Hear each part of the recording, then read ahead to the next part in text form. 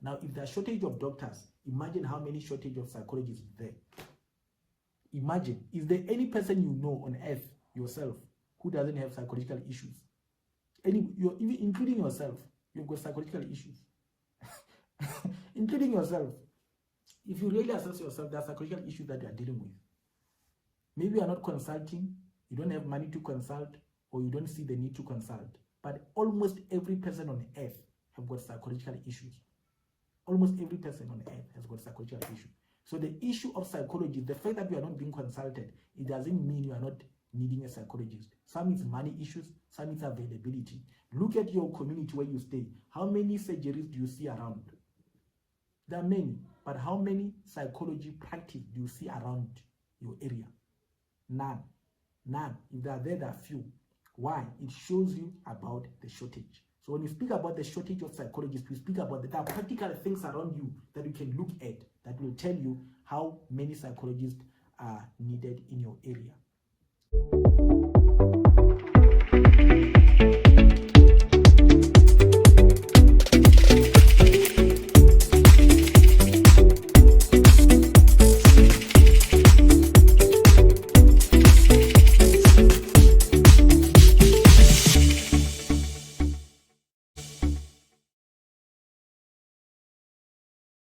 Greetings friends, this is Dr. T and I want to speak to you today about the different categories in psychology. Most of you have been asking me to share how do the different fields or categories in the profession of psychology differ. In this video, I'll be taking you through the different fields or categorization in psychology. By now looking at the different categorization in psychology, I encourage you that check the videos. There's two videos that I've done. One video that I've done, I speak about why you should follow a career in psychology. Check out that video, because what I do in that video, I show you why the field of psychology is still an open field. I hear people, hey, psychology is useless. People, I don't know which psychology you have done. I don't know which you have done which is useless. Not the one I've done. If you have done a useless psychology, I don't know. Maybe it's a fly-by-night one or a fake one. There's no useless psychology that I know. I've been a psychologist for more than 10 years and I don't know any useless psychology. So in that video, I share about why psychology is a good field to follow, because it's one of the fields that is not saturated at all. And I show you where psychologists can work. At the end of the video, I speak about the different fields where psychologists can work, and I show you where the gaps are. And I also show you why we lose psychologists.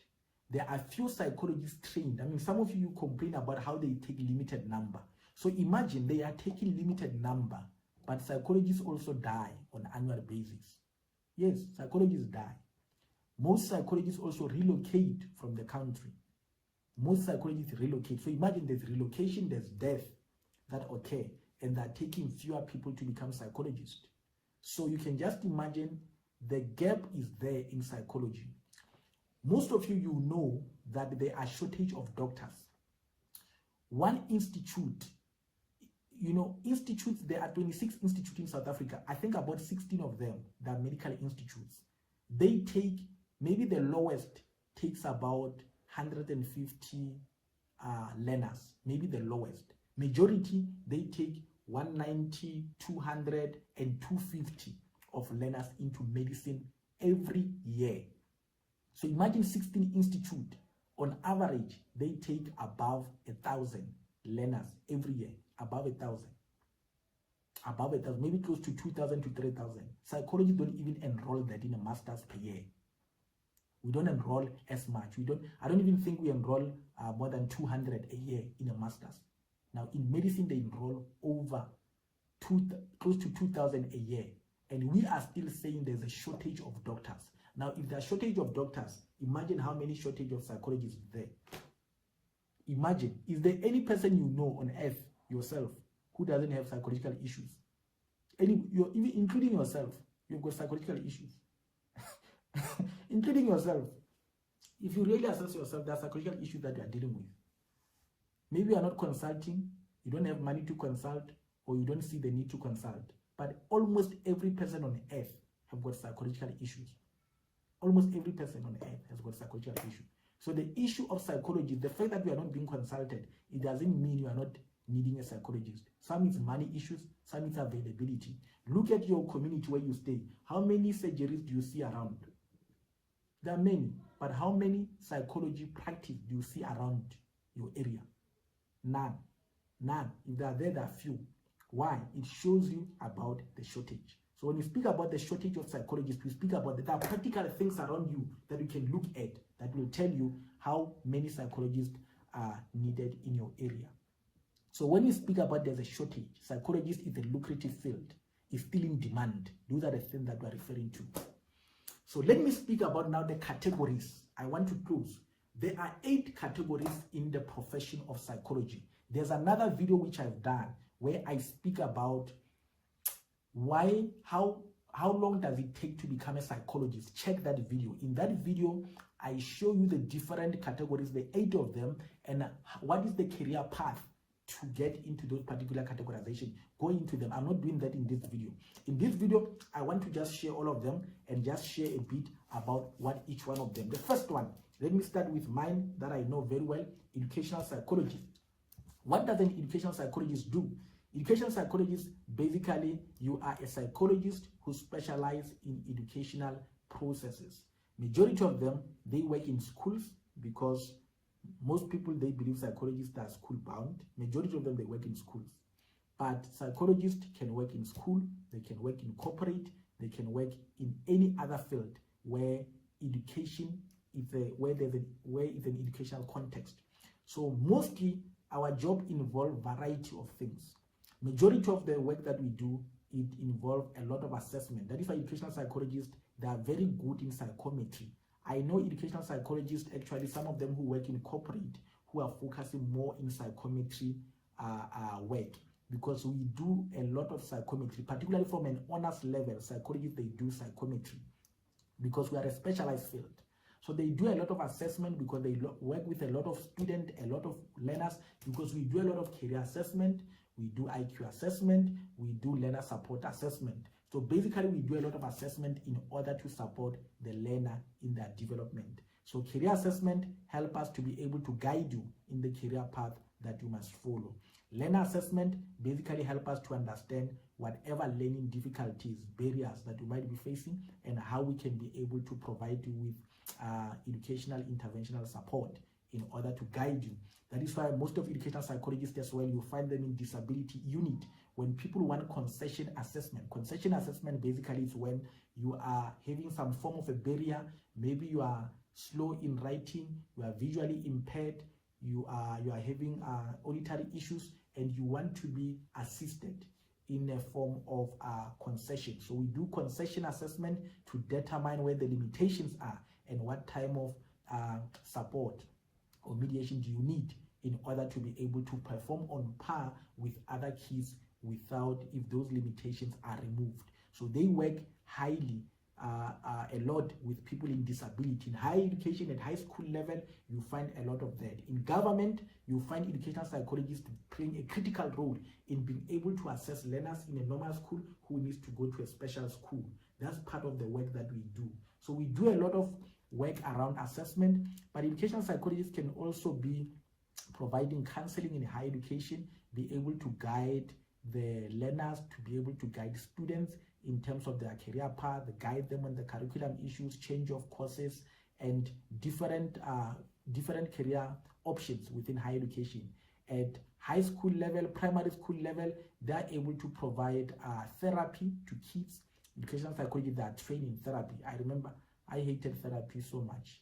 I've got a video where I speak about how I got away out of therapy. So they do therapy, play therapy. They do that in order to assist kids in dealing with whatever emotional issue that they have. You must understand, when it comes to kids are not like adults. You can't provide counseling. You can't talk to them, tell me about how you feel and all that. So you do play therapy. Play therapy is the way to intervene in whatever emotional issues. So when you assess a child, you work with the child, you realize they've got emotional issues. The only way or the best way to deal with that is play therapy. So educational psychologists are trained in that, in being able to conduct play therapy. They can also work in corporate, as I've also mentioned, that you can also work in educational context, whatever educational related matters in corporate. In corporate, there's a lot of educational things. So you must understand, one thing that is very important is that every field of work, it's a domain of its own. So if you want to work in corporate, you must start at honors level, master's level, build your career towards that, volunteer along those lines so that you can build your career along that. The minute you go corporate, you start to build your career. You can't go to corporate and want to come back to higher education. You have already chosen a path for yourself.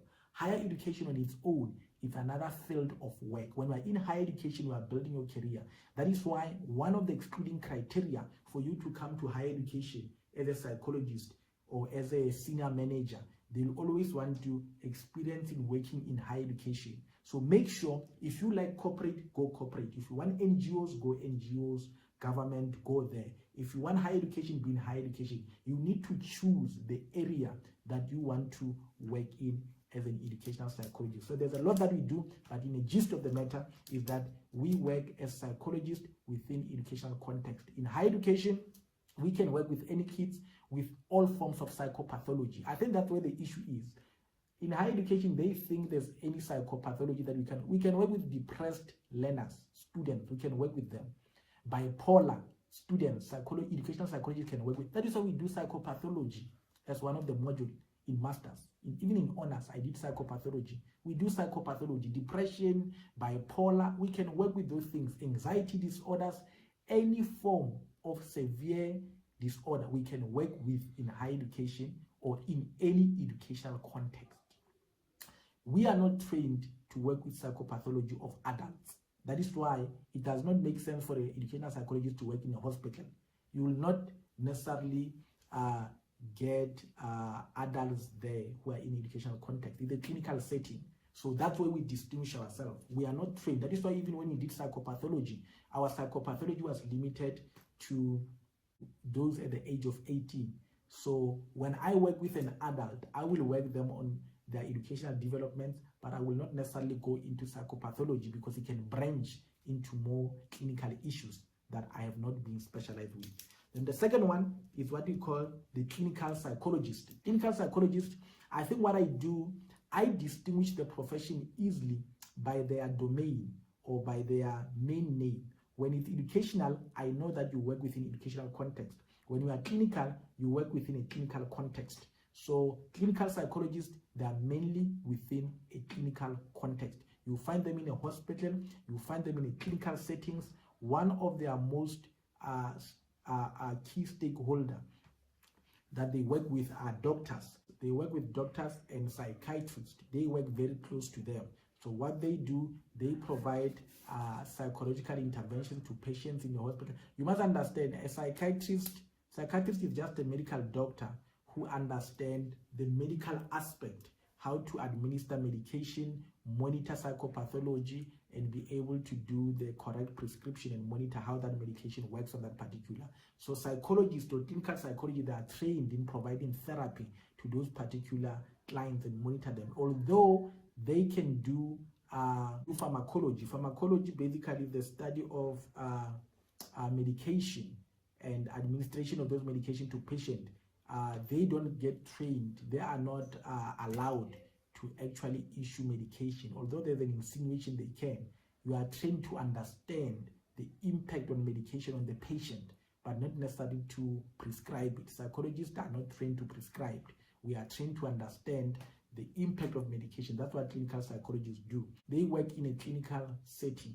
So they provide any form of psychological support, psychological assessment, and they can deal with all adult patients, including kids, but within a clinical context. And then we also have what we call industrial psychologists. Industrial psychologists, they are mostly in the industrial context or in the work context. So they are in the work context. There are psychologists that are trained with regard to principles that have to do with organization, work. So they work with adults, they work with all the people in the work context. They understand. They also deal with also HR related issues. That is why sometimes educational psychologists, you might find them heading HR unit, but you also find them working with organizational development. They understand the human behavior that has to do with organizational development. So if you want to work within more corporate, you want to work within work context, you want to work within labor context, industrial is for you. They are the ones who are involved in recruitment of new staff. They are the ones who make sure that staff are motivated to do their job.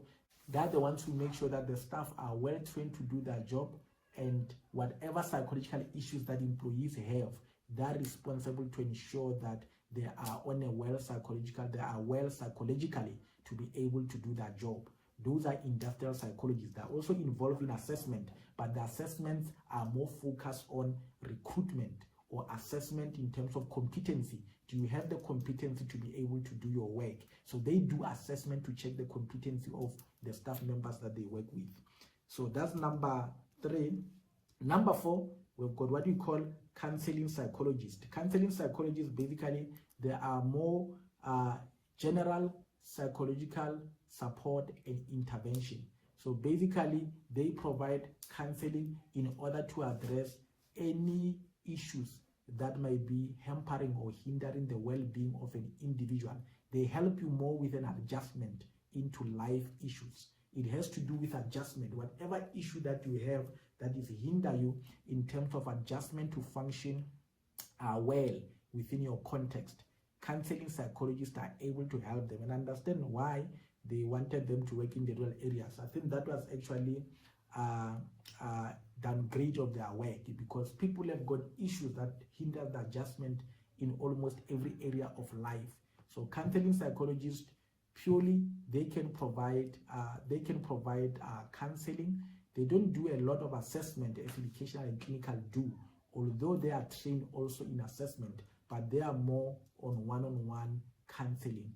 They provide psychological, they apply psychological theories in order to be able to help people adjust to their life issues. So usually people who are more into the general aspect of psychology, who don't want to be in clinical, don't want to be educational, counseling become one of the best fields that you can follow. And then number 6, we have what we call the research number 5 rather. Counseling was number 4. Number 5, research psychologists. Research psychologists are basically psychologists who are trained in research processes that aligns to human behavior or speak to human behavior. The way research psychologist was done in the past, if you look philosophically speaking, research was more quantitative, was not focused on human behavior. So research was more experimental in nature, lab-based. That is where actually research emanated from a philosophical perspective, and there were issues that research was detached from humanity, that it was not taking into consideration human behavior, human nature, and most of the proponents of this were psychologists, and hence research psychology was birthed. So research psychology is basically, when it was initially conceptualized, was actually to raise and develop psychologists who's going to be grounded in conducting research, whether quantitative or qualitative, but that research must be in touch with the human nature and human behavior. Obviously, this has taken another route now to an extent that I think the field on its own does no longer have market value as much as other categorization. That is why personally I will not recommend anybody to do research psychology. I mean, even me, I can specialize in research as an educational psychologist. Almost every professor in higher education, they focus on research, and one can also view them as a research psychologist because their research is aligned to psychology. So I will not personally, it's my personal view, I will not recommend anybody to do research psychology. If you want to do it, do it. But job-wise, I don't see any distinction. You know, I don't see them wanting a researcher who's a research psychologist. I think even me, if I see a job about research psychologist, I can apply for. So you might not have so much market value just because you did research psychologist compared to somebody who did psychology in general. So whether you do research psychology academic, whether you do research psychology a professional one, I think it won't make much difference in the market, because most of the advert I see, they're not even necessarily looking for HPCSA. They are just looking for research psychologist. Majority of adverts where they want a research psychologist, you find they just want a psychologist, but not necessarily a research psychologist. So if people apply who are psychologists, not research, they might be more competitive than you, because those positions might basically be looking for certain expertise that you might not have done as a research psychologist. So that's just my opinion. Obviously, others might have a different one, but that's just my view. If you want to do it, you can do it. It is there. And then the last one is what you called neuropsychologist. So 1, 2, 3, 4, 5, 6. Yeah. Neuropsychologist is the last category of psychologist in the profession of psychology. Neuropsychologist, you must understand, it only was actually officially recognized by HPCSA in 2019, I think around November. So one person was asking me on my YouTube channel, why don't we have more information? It's very simple. Neuropsychologist actually has been there for a longer time, before 2019, but they were not recognized by psychology because they felt there were a blurry line between what they do and what psychiatrists do, and they felt whatever work that they do can be covered within the medical field, and also clinical can cover that. But they argued that they needed their own, so actually they had to go to court for them to be recognized by HPCSA. And I think around 2019 they won the court case, and HPCSA, based on the court order, recognized them. So you must understand, if you had to go to court to be recognized by HPCSA, that will also explain why they are not that well marketed, they are not that well known. So there are few proponents of neuropsychology. So it's still a new field within the Health Profession Council. That is why it is not well marketed. It's still an open niche, it's still developing. There are not too many restrictions around it. Back then, when it was officially recognized, people who were practicing as neuropsychologists could actually produce evidence to be registered with HPCSA, as long as they could provide proof that they were making a living out of a profession of neuropsychology. So that is how things are when they start. You know, they are a bit blurry, but anybody can join the field. Even me, as an educational psychologist, if I can prove that I've specialized in neuro, I can actually go to HPCSA and ask them to register me.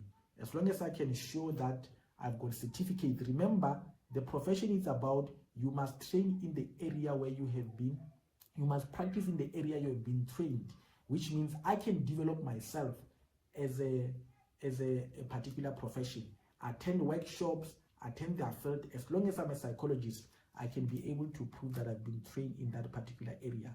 So, you know, it's still a bit blurry, but we are getting there. So neuropsychologists, basically they look at the neurological processes that affect psychological well-being of individuals. So they work, I mean, you could just hear with the name, mainly within clinical setting, and I think that's where the issue comes, because now they're going to compete with clinical psychologists.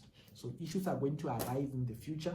I can already foresee this. It's going to become an issue in the future. So that neuropsychologist is a new field. If you are interested, you can follow that. So those are the profession, the psychologist profession under the board of psychology. But under the board of psychology, you will see the other video I recommended. It is not only these 6 categories. There are 2 categories which are not necessarily psychologists. In other words, to be a psychologist, you need a master's. But there are 2 categories that don't need a master's. They just need an honors and internship. These 2 categories are registered counselors and psychometrists. So I want to go into them. I've done 2 videos that speaks to them. There's a video where I interviewed a counselor. Listen to this video. She described what a counselors do. And there's another one where I interviewed a psychometrist. Listen to those videos.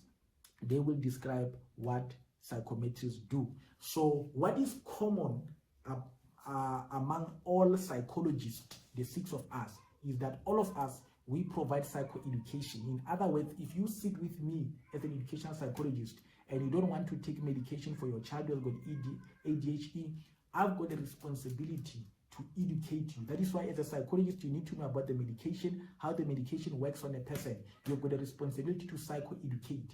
That is on all of us. We need to be able to to provide psycho education to anybody, or to provide education that has to do with psychological well-being of a person. So I've also done videos about each of these professions. Educational, there's a video I've done where I interviewed educational psychologists. Watch those videos. I've interviewed several of them. Educational psychologists, watch the videos and hear what they say about the field. Clinical psychologist, I've interviewed a clinical psychologist who speaks about the field. Watch the video where he speaks about what clinical psychologists do. Industrial psychologist, I've interviewed one. Watch the video where he speaks about industrial, what they do. Counseling, I've interviewed psychologists in the field of counseling who speak about the field, selection, what happens. Watch that video. Research psychology, I've interviewed people who did research psychology. Listen to the video where they speak about what is it all about. And I've also interviewed somebody in neuropsychology, where they share about what those fields entail. So watch those videos where these people speak about their field themselves and they share what they do. It will help you to understand the field better.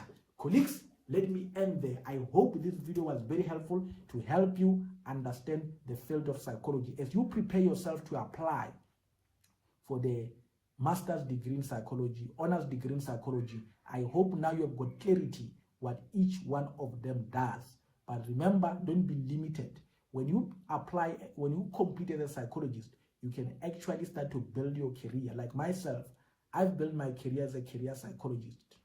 I believe in careers.